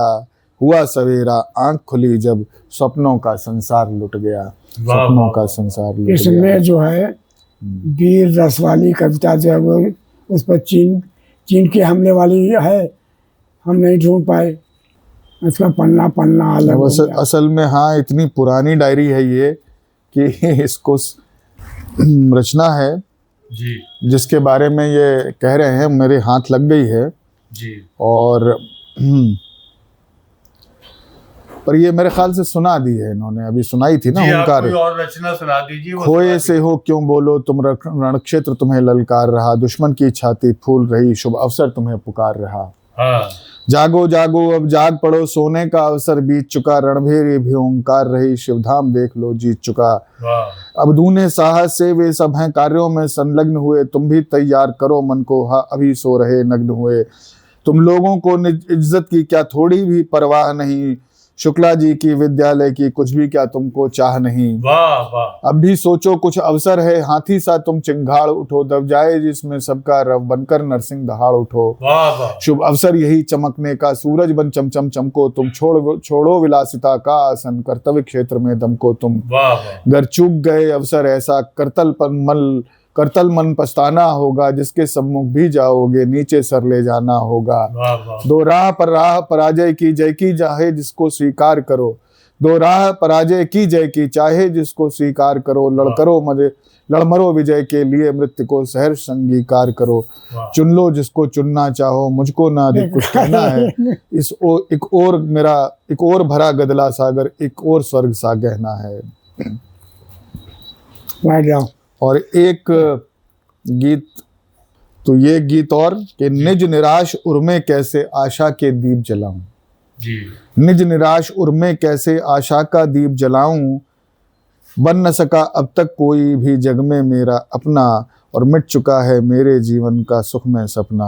वाह। कहो आज किस भांति अकेले मैं मधुमास मनाऊं, आहा। निज निराश उर्मे कैसे आशा के दीप जलाऊं। वाह वाह। जबकि बन चुका हृदय खंडहर, मन का मंदिर छूटा, आज विरह में अश्रुधारे से धैर्य बांध भी टूटा। वाह। नैनों की गंगा जमुना में किसके गीत बहाऊं, नैनों की गंगा जमुना में किसके गीत बहाऊं, निज निराश उर्मे कैसे आशा के दीप जलाऊं। वाह वाह। छिपी हुई उर्मे मेरे बिरहानल की ज्वाला, सुना है संसार हृदय का दिखता नहीं उजाला। वाह। किसका प्रेम प्रदीप जलाकर प्रिय को राह दिखाऊं, निराश उर्मे कैसे आशा के दीप जलाऊं। वाह वाह वाह। निज निराश उर्मे कैसे आशा के दीप जलाऊं, निज निराश उर्मे कैसे। सर आपका बहुत बहुत शुक्रिया कि आपने जी नहीं, शुक्रिया तो मैं को जो है शुक्रिया तो मैं मुझे आपका कहना चाहिए कि कितनी देर से ये एक लंबा साक्षात्कार आपने लिया, बहुत धैर्य के साथ में, और क्योंकि इनके साथ में मुश्किल तो हैं, मैं ये 2 घंटे बैठे हुए हैं, ये भी एक बड़ी बात है क्योंकि स्वास्थ्य ठीक नहीं है, और इतनी देर से बैठ करके बातचीत करना ये पापा के लिए भी बहुत मुश्किल था, लेकिन मुझे अच्छा लगा कि इसे अच्छी तरह से आपने न केवल इनसे जो है वो सवाल करके वो चीज़ें निकलवाई जो कि हम लोगों को भी इतनी ज़्यादा नहीं पता थी। बस यही प्रार्थना करते हैं कि इनका स्वास्थ्य अच्छा रहे और मैं तो ये इनको पहले भी कह चुका हूँ कि आप 100वां जन्मदिन जिस दिन आप मनाएंगे, उस दिन जैसे बेटी की शादी होती है उस तरह से इनका मैं 100वां जन्मदिन मनाऊं। इंशाअल्लाह। जी जी, बस आप तंदुरुस्त भी रहें, हम सब यही प्रार्थना करते हैं, आप तंदुरुस्त हो और दीर्घायु हो। वो तो ईश्वर मालिक है। और बाकी याददाश्त इनकी बिल्कुल एलिफेंट मेमोरी जैसी है। मुझे कई चीज़ें इनसे पूछनी पड़ती हैं, तारीखें मुझे इनसे पूछनी पड़ती हैं कि मुझे नहीं याद रहती, इनको याद रहती हैं। और बहुत सहज हृदय, सरल हृदय, अपनी ज़रूरतों को बहुत कम रखा हुआ है। मतलब ये चीज़ें जो हैं, जो कि मैंने इनसे ग्रहण करी हैं, सीखी हैं, दूसरों के लिए हमेशा तत्पर रहना, आगे बढ़ कर के जो संभव हो सकता है करना, और सबके लिए हृदय में प्रेम, कभी किसी से कोई घृणा नहीं, किसी से द्वेष नहीं, किसी से ईर्ष्या नहीं जी, सिर्फ अपने से मतलब। और सुबह और शाम तक अपना एक अनुशासित जीवन इन्होंने जिया है। और 84 वर्ष की उम्र तक तो मतलब ये खुद अकेले ट्रैवल भी करते रहे। फिर उसके बाद मुझे लगा कि अब इनका अकेले आना जाना इसलिए ठीक नहीं है क्योंकि जो है वो स्वास्थ्य इतना अच्छा नहीं रहा। 2021 में ये मुंह के बल अपनी चप्पलें पहनने के समय छत पर गिर पड़े, और उस समय जब गिरे तो घुटने में इनके फ्रैक्चर हो गया। तो फिर मैं बॉम्बे में था उस समय, तो बॉम्बे इनको ला करके इनका ऑपरेशन कराया। उसके बाद से थोड़ी सी जिंदगी, क्योंकि वो ऑपरेशन ठीक नहीं हुआ और ये ठीक से चल नहीं पाए, तो फिर वॉकर पे आ गए, तो इनका चलना फिरना जो है वो बंद हो गया। फिर धीरे धीरे आंखें और फिर जो है वो सुनने की क्षमता, वो सब जो है धीरे धीरे कम हो गई। अभी दिखाई भी बहुत कम देता है, सुनाई भी बहुत कम देता है, लेकिन फिर भी ये है कि ये मानसिक रूप से बहुत मजबूत है। जी, मतलब ये कभी मैंने इनको जीवन में अपने दर्द को किसी को कहते हुए या बताते हुए सुना नहीं। मतलब जो कुछ है इन्होंने, अब आप सोचिए कि मेरी माँ को गए हुए भी 32 साल हो गए। 32 साल हो गए। और 32 साल जो है अपने साथी के साथ में न रहते हुए भी इन्होंने अपनी ज़िंदगी को बहुत ही अनुशासित तरीके से जिया है। और मैं ये कह सकता हूँ कि हालांकि हर एक को अपने पिता दुनिया के सर्वश्रेष्ठ पिता लगते हैं, और मैं लेकिन ये मानता हूँ कि वाकई में इन जैसे पिता को पाना ये बड़े सौभाग्य की बात है। और मुझे लगता है कि ये दुनिया के सबसे बेहतरीन पिता हैं और इनसे बहुत कुछ सीखने को मिला है। मेरे बच्चे भी सीखते हैं। खुशी की बात यह है कि मेरी दोनों बच्चियां, वो भी इनको बहुत प्यार करती हैं, और मेरी पत्नी जो हैं वो लगातार इनकी सेवा में लगी रहती हैं, छोटी से छोटी बात का ध्यान रखते हैं। और मेरी बच्चियां तो ये हैं कि इनके ज़रा सा भी कुछ, अगर मैं भी कुछ गलती कर जाऊं कहीं पे, तो मुझे डांट पड़ जाती है कि आपने जो है बाबा का ख्याल क्यों नहीं रखा, या आपने इनका ये ऐसे कैसे कर दिया, ऐसे कैसे कर दिया। तो मुझे इस बात की खुशी है और गर्व है कि मेरे बच्चे ऐसे हैं कि वो मेरे पिताजी का भी इतना ख्याल रखते हैं।